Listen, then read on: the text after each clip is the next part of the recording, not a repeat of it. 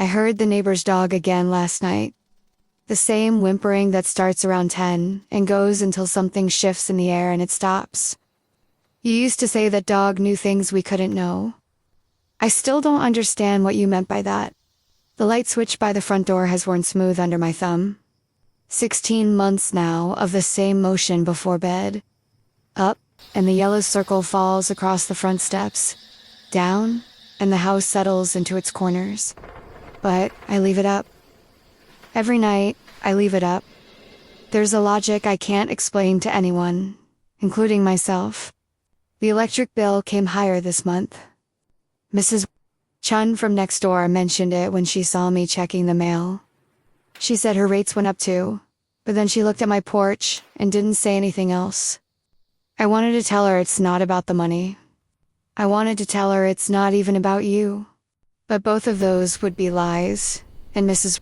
Chun doesn't deserve lies. I tried turning it off last Tuesday. Walked through the whole routine, locked the door, checked the windows, turned off the coffee pot. My hand found the switch like it does every night. But instead of leaving it up, I pressed it down. The front yard disappeared into black. The steps, the mailbox, the small garden you helped me plant that first spring. All of it gone. I lasted 11 minutes. When I turned it back on, the circle of light looked smaller somehow, like it had given up a piece of itself while I wasn't watching. I stood there in my pajamas, staring at that yellow patch on the concrete, wondering if light can forgive. You always said I thought too much about things that didn't matter. But you also said I didn't think enough about the things that did. I never figured out which category this falls into. The mailman asked me about it yesterday. Not directly, he's too polite for that. But he said something about how nice it was that someone still cared about safety in the neighborhood. How a lit porch made everyone feel more secure. I nodded and signed for the package because it was easier than explaining that safety has nothing to do with it. Nothing to do with safety. Nothing to do with you coming back. Nothing to do with hope, either. Which is what my sister thinks when she visits and makes that face. She thinks I don't notice. It's about the muscle memory of caring. The way the hand remembers after the heart forgets. The way I still buy the coffee you liked, even though I hate how it tastes. The way I still leave space on the right side of the bed, even though it's been empty long enough that the mattress has forgotten the shape of you. I read somewhere that light travels in straight lines until something bends it. Sometimes I stand at the kitchen window and watch that circle on the front steps. The way it stays perfectly still while everything else moves around it. The way it holds its ground against the dark, not because it's strong, but because it doesn't know how to be anything else. That's not a metaphor.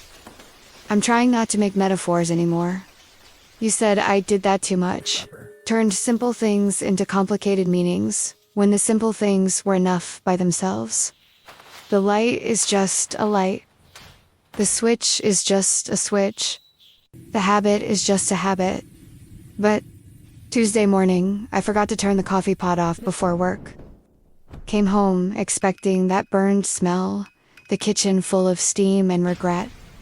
But the pot was off, the cord pulled from the wall, sitting exactly where I left it, but cold. I stood there for 10 minutes, trying to remember. Did I turn it off? Did some part of me remember without the rest of me knowing?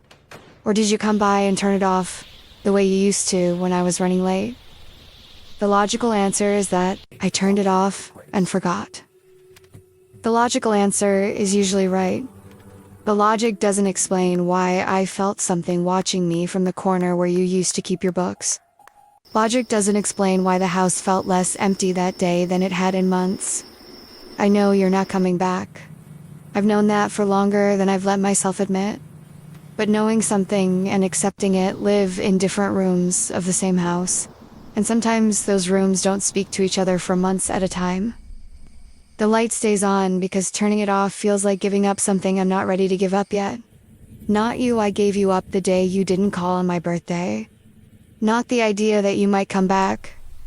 I gave that up when I saw you with her at the grocery store. looking happier than I'd seen you look in our last year together. I think it's about giving up the version of myself that still expects good things to walk through the front door without being invited.